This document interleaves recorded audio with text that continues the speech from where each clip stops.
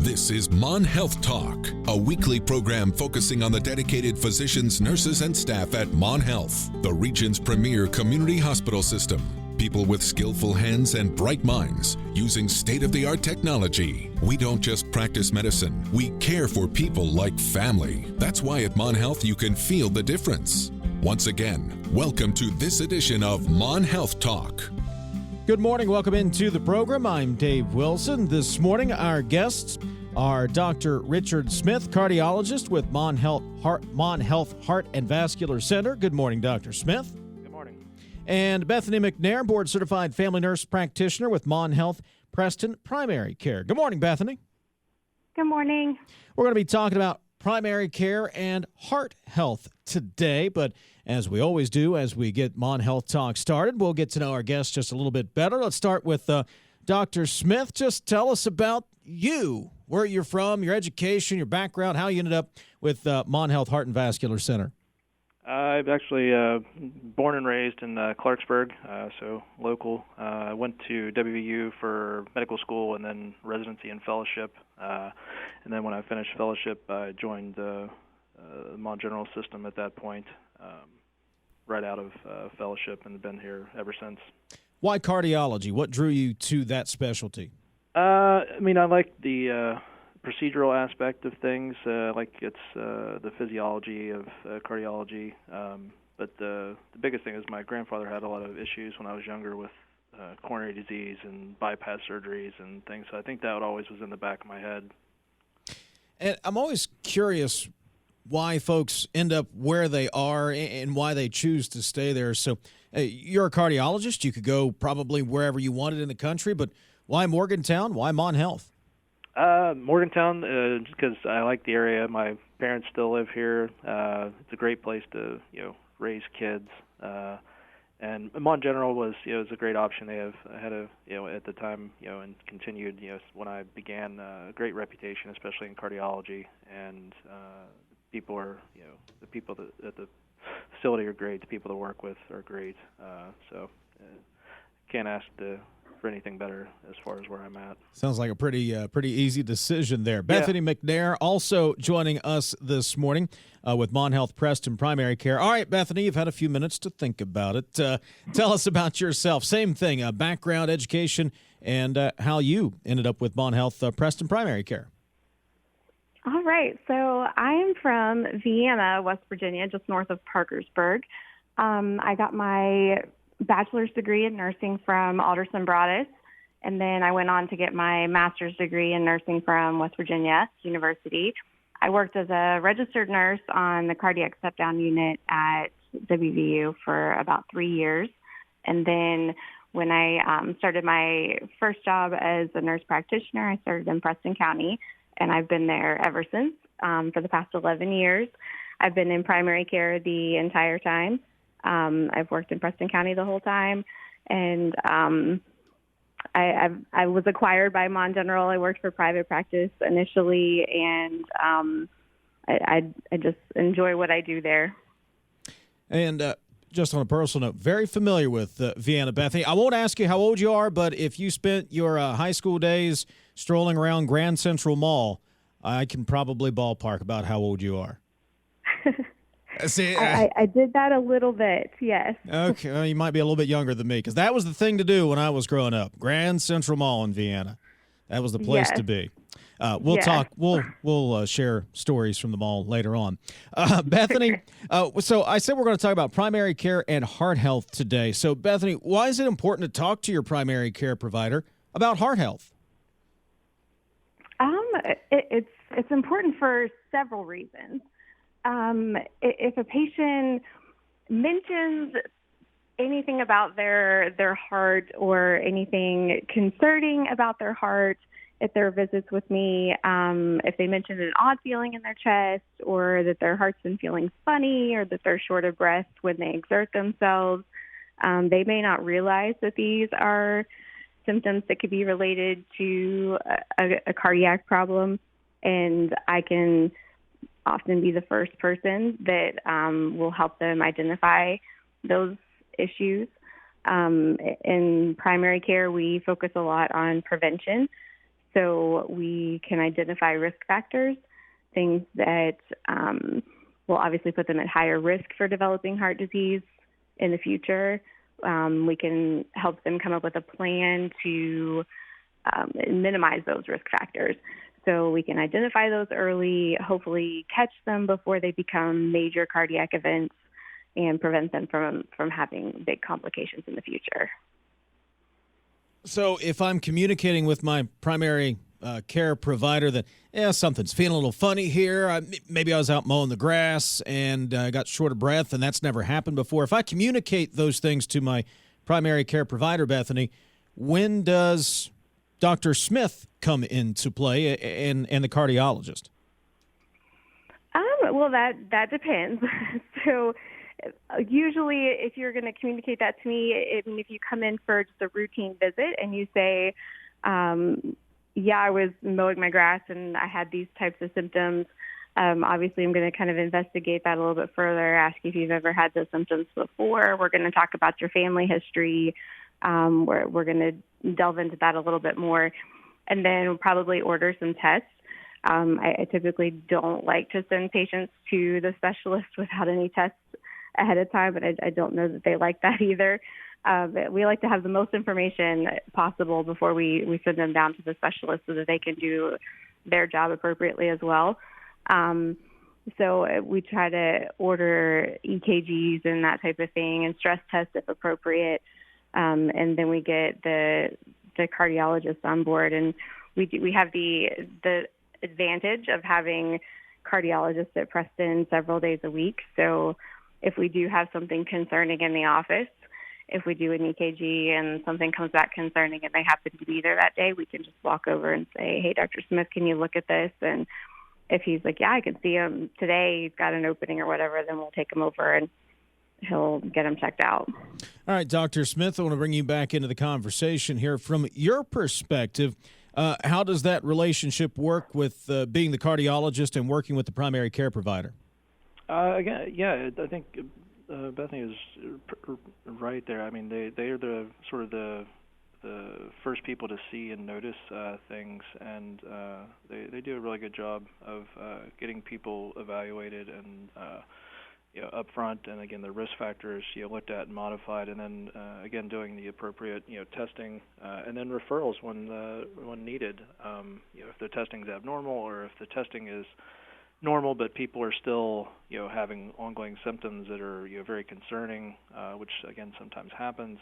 Sometimes too people are directly referred to us without any other testing because they have more ominous sounding symptoms or things based on their histories or their and what they've been experiencing.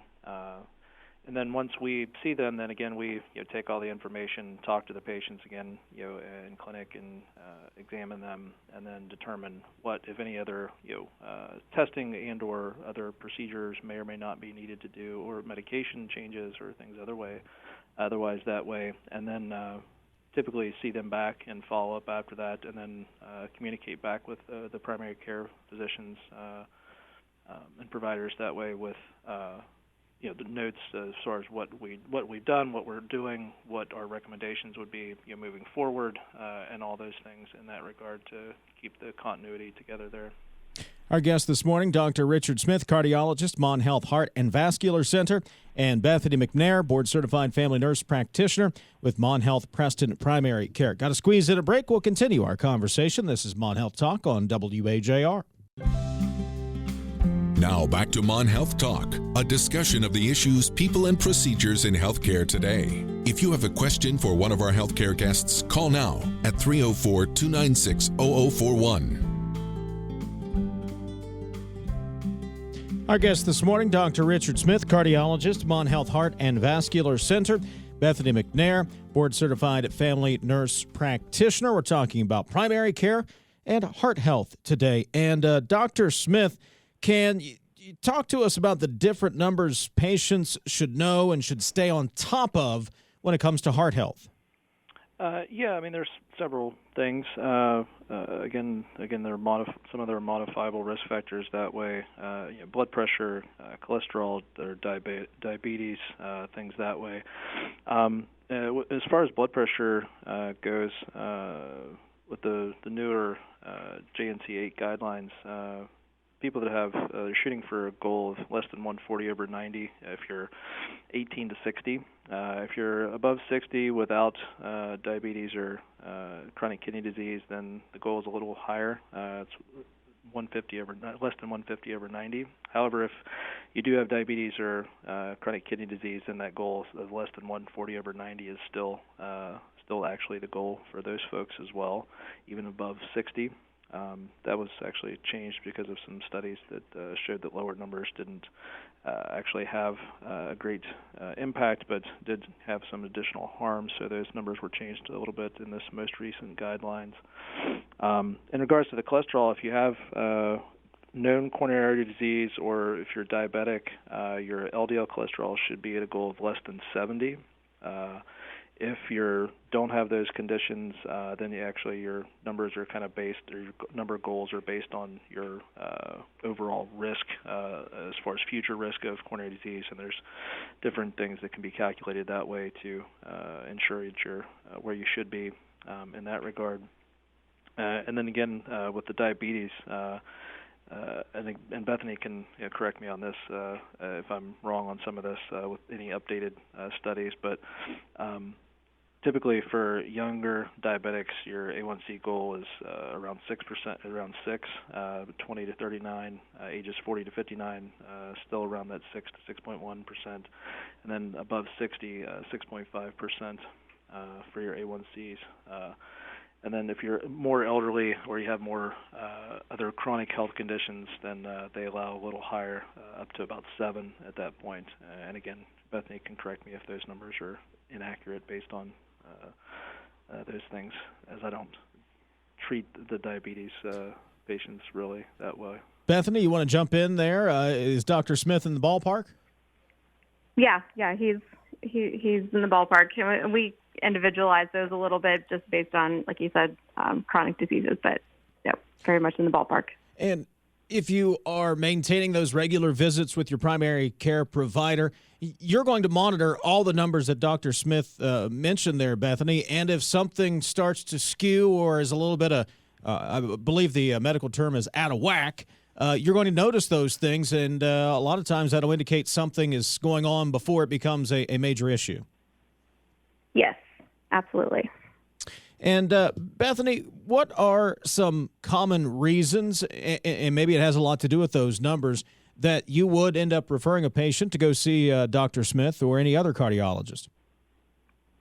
Yeah, so some of those numbers can absolutely be reasons that we would refer them to the cardiologist. I mean, if they have really high blood pressure that we can't seem to get under control despite our best efforts, then we will send them to the cardiologist. Some other reasons, if they have an abnormal stress test, that's an automatic referral. If they have a personal history of cardiac disease, prior cardiac procedures, stents, that type of thing. If they just moved here and they've had stents or procedures done in other places, a lot of times I'll get them set up with a cardiologist just so we have somebody on our team working with us. If they have cardiac arrhythmias, if they have AFib or something like that going on, chest pain, I usually get them set up with a cardiologist. Congestive heart failure, those are just a few of the reasons that I would get them referred.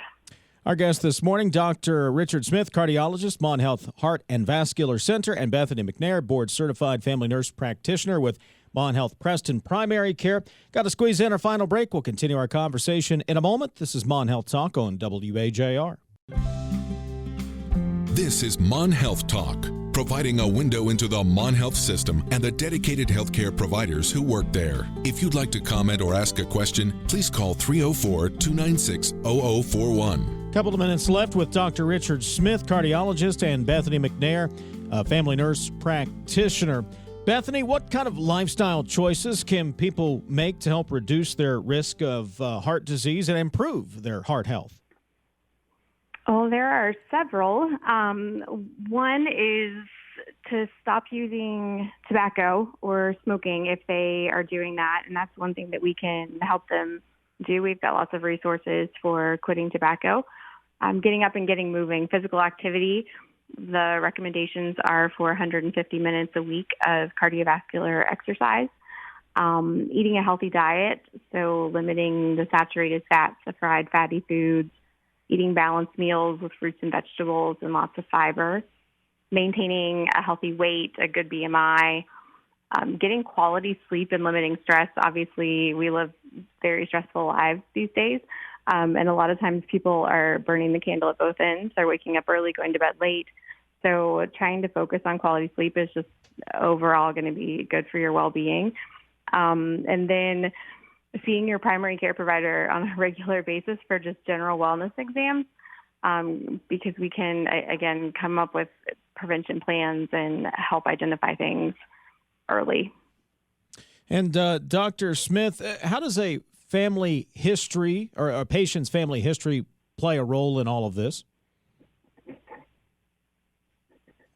coronary artery disease, where there's genetic components within families that can cause earlier disease processes, but other diseases that as well, not only just coronary artery disease, but things like familial hyperlipidemia, where people have really super high cholesterols even as kids, in the 200-300s sometimes, that can, if they don't follow and get evaluated with these things, can really cause other significant problems early on in their lives. Other things like hypertrophic cardiomyopathy or other genetic things that, again, run in families consistently. So if you have known history or family history of not only coronary artery disease but any of these other cardiac conditions, it's very important to get evaluated and seen early on and then followed for those. And where can folks get more information or reach out, Bethany?